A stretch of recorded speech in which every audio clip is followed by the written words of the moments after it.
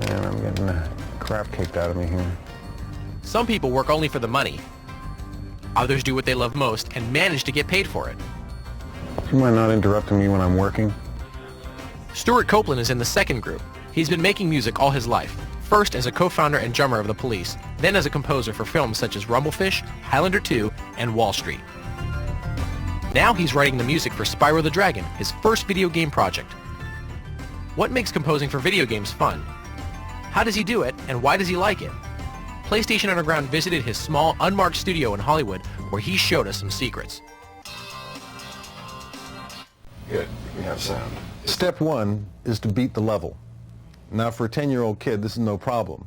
But for me, I have to beat the level and figure out the jumping, and I kind of navigate my way through the levels. In the very early stage, it's a lot of fun because I find a level that I can beat and get an attitude for it, and then create a piece of music for it.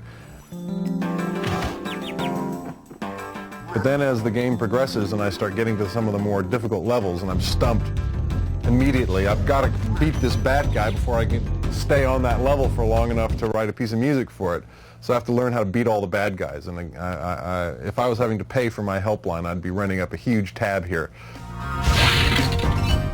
So then once I'm on the level and I've got a general attitude for the game, I have to, within the atmosphere of that level, have a lot of different changes happen, but stay kind of in the atmosphere. Then I go back and I look for how to make those inner complexities more complex and to have deeper sublayers and things that don't really hit you the first time but hit you the 16th time so that it can survive repeated listenings. Roll some of the crevulation off it there. Give it about 60 feet. Well, let me start something. Let me write something for you. Okay. Well, I'm going to do something which is a trade secret here, but I have input quantized, which means that I can play it very badly, and it comes back played very nicely.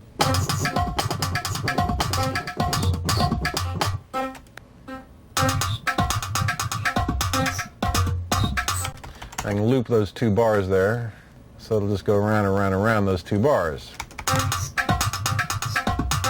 Okay, now let's get some bass going there. Okay, so there's a bass line. Now let's get some drums happening.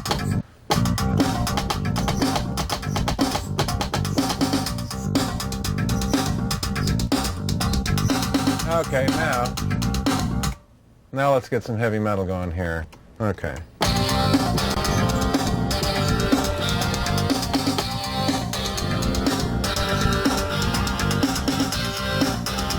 They pay me for this. And then, of course, you can get into all the cool stuff like, okay, and copy the bass part onto other instruments to kind of thicken it up. And then I add scary stuff to, add to it in various different ways. Where is that?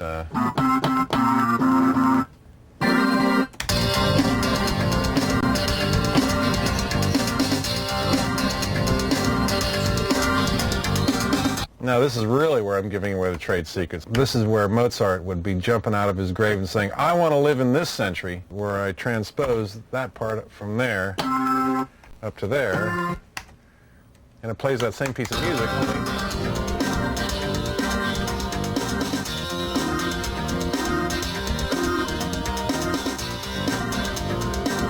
So I've just done a whole transition there, took all those instruments and moved them up that much.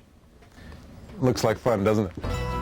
In his career, Stewart has both performed music and composed it. We wondered which is more fun. When I play music, I have the instrument in my hand and I don't think, and my hands do the walking. And it's a bodily function.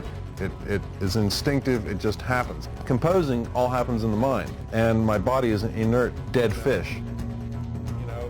Somebody once asked Stravinsky, what's the great moment of being a composer? Is it when the audience lights up into your music, or is it the reviews? He said, no. The best moment is when you find that note you're looking for and you get that chord which leads to that chord, and you've got this under thing happening there which pays off right here, at the same time set it, and you crack it and you've got it, it goes there and it does it. That's it. And it's downhill from there.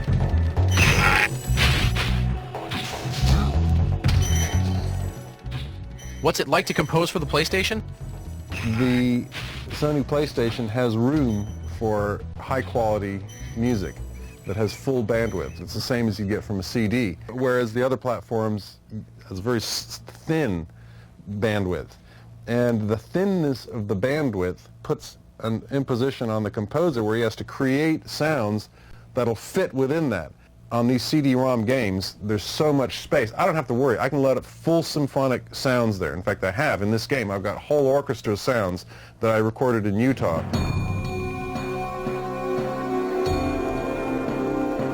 I use the orchestra as a flourish here and there to provide drama, because the game is actually quite grand.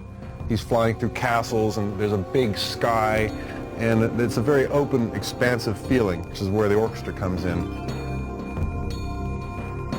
But for the energy and for the jeopardy, I've got raging rock guitars and drums and pounding rhythms. Any kind of art is about creation of tension and resolution. And in music, it's more subtle how it happens and it's more esoteric how it happens, but it's the same thing. You create a tension and then you release it. The most fun part of the process is being able to be in there like this, and I get a phone call and I can shout at my staff, "Don't interrupt me when I'm working!"